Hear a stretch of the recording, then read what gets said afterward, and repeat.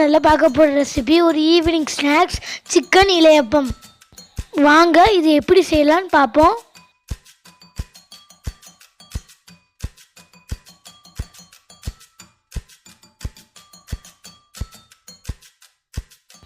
அதுக்கு இன்றைக்கி நாங்கள் 300 கிராம் போன்லெஸ் சிக்கன் எடுத்துருக்குறோம்.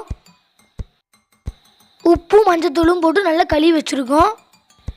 இப்போ அந்த சிக்கனில் 1/4 டீஸ்பூன் மஞ்சள் தூள் சேர்த்துக்கோங்க. அப்புறமா 1/2 டீஸ்பூன் இஞ்சி பூண்டு விழுது, அடுத்து 2 சின்ன துண்டு பட்டை, 2 ஏலக்காய், 3 கிராம்பு, அப்புறம் தேவையான அளவு உப்பு, கூடவே 2 கப்பு தண்ணி சேர்த்து சிக்கனை வேக வச்சிடலாம்.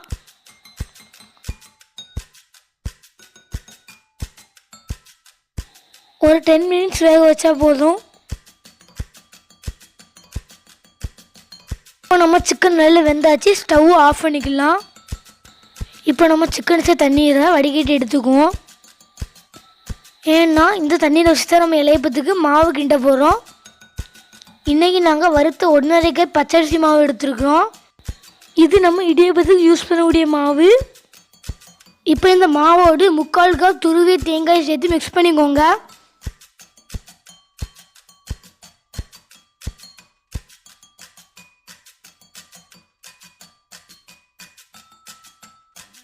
அடுத்து சிக்கன் வேக வைத்த தண்ணீரை கொஞ்சம் கொஞ்சமாக சேர்த்து மிக்ஸ் பண்ணிக்கோங்க. உங்கள் மாவுக்கு எந்த அளவு தண்ணீர் தேவையோ அந்த அளவு சேர்த்து மிக்ஸ் பண்ணிக்கோங்க.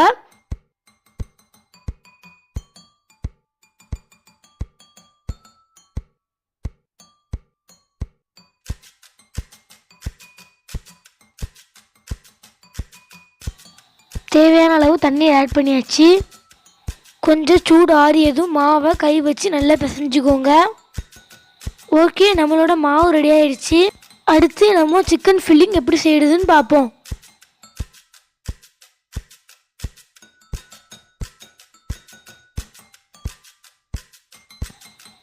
அதுக்கு ஒரு பேன் எடுத்து ஹீட் பண்ணிக்கோங்க.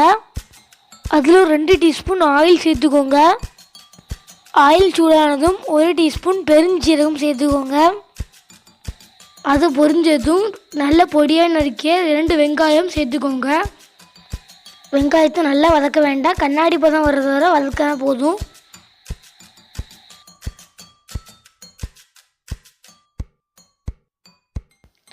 இப்போ ஒரு பச்சை மிளகாய் அப்புறமா கொஞ்சம் உப்பும் சேர்த்து வதக்கிக்கோங்க.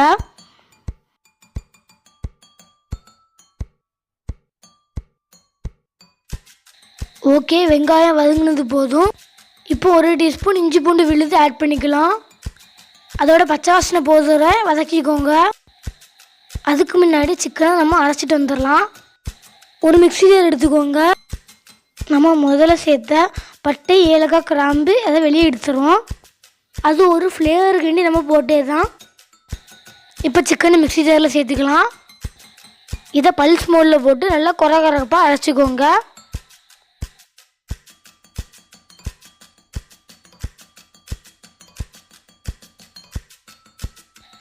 ஓகே, அரைச்சாச்சு. இப்போ நம்ம இதை வெங்காயத்தோடு சேர்த்துக்கலாம்.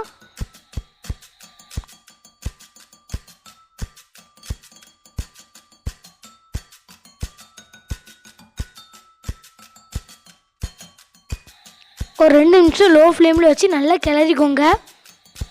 அப்புறமா நாம் மசாலா சேர்த்துக்கலாம். இப்போ 2 நிமிஷம் ஆயிடுச்சு, நம்ம மசாலா சேர்த்துக்கலாம்.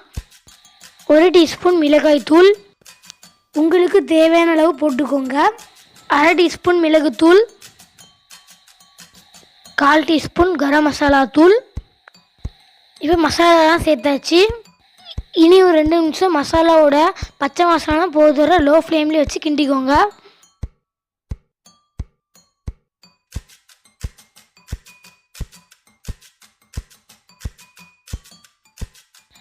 தேவைப்பட்டால் கொஞ்சம் உப்பு சேர்த்துக்கோங்க.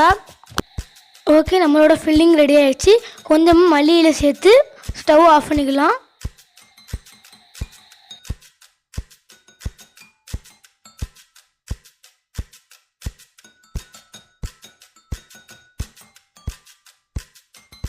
இது பூவரசி இலை. இந்த இலையை நல்லா க்ளீன் பண்ணி வச்சுக்கோங்க. இந்த இலை கிடைக்கலைன்னா நீங்கள் இதை வாழை இலையிலையும் செய்யலாம்.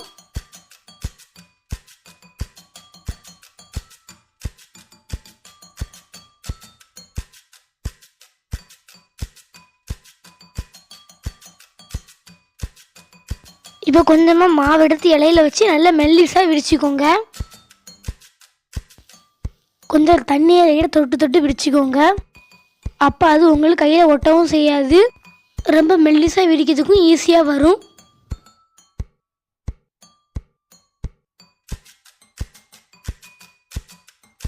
இப்போ அழகாக மாவை விரிச்சாச்சு. கொஞ்சமாக சிக்கன் ஃபில்லிங் எடுத்து சென்டரில் இதே போல் வச்சுக்கோங்க.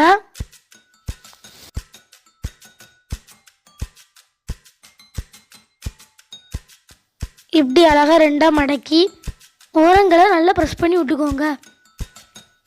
பிரிஞ்சு வராத அளவு நல்லா ப்ரெஸ் பண்ணி விட்டுக்கோங்க.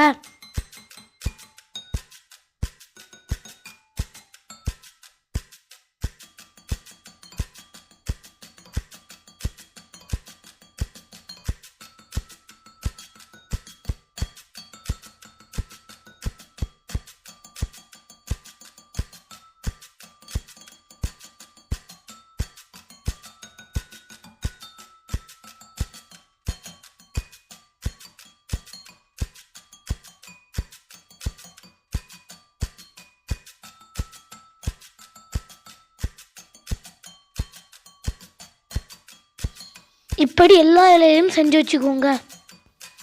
இனி நம்ம இதை வேக வைக்கலாம். அதுக்கு ஒரு இட்லி பாத்திரத்தில் நல்லா தண்ணியை கொதிக்க வச்சுக்கோங்க. இப்போ இந்த இலையை பற்ற ஒன்று ஒன்றா அதில் வச்சிடலாம்.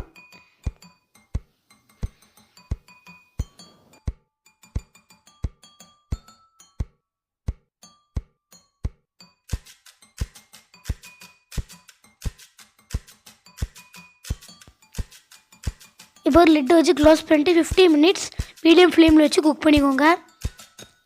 இதை சிம்பிளாக இன்னொரு மெத்தட்லேயும் பண்ணலாம். வீட்டில் சிக்கன் கறி மிச்சம் இருந்தால் அந்த கிரேவியில் கொஞ்சம் தண்ணி ஆட் பண்ணி கொதிக்க வச்சு மாவு கிண்டிக்கோங்க. அப்புறமா சிக்கனை உதிர்த்து போட்டு இந்த மாதிரி வெங்காயம் போட்டு வதக்கி சிக்கன் ஃபில்லிங் செஞ்சுக்கலாம். இப்படி சிம்பிளாகவும் இந்த ரெசிபியை பண்ணலாம்.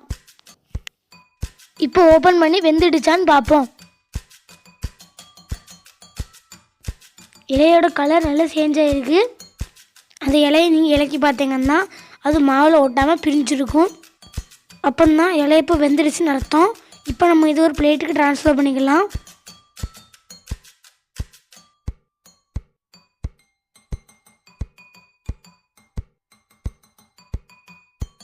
பாருங்கள், இலை அழகாக பிரிஞ்சு வருது. நம்மளோட சிக்கன் இலை இப்போ சூப்பராக வெந்திருக்கு. ஈவினிங் டீ கூட வச்சு சாப்பிட போது இது ரொம்ப நல்லாயிருக்கும்.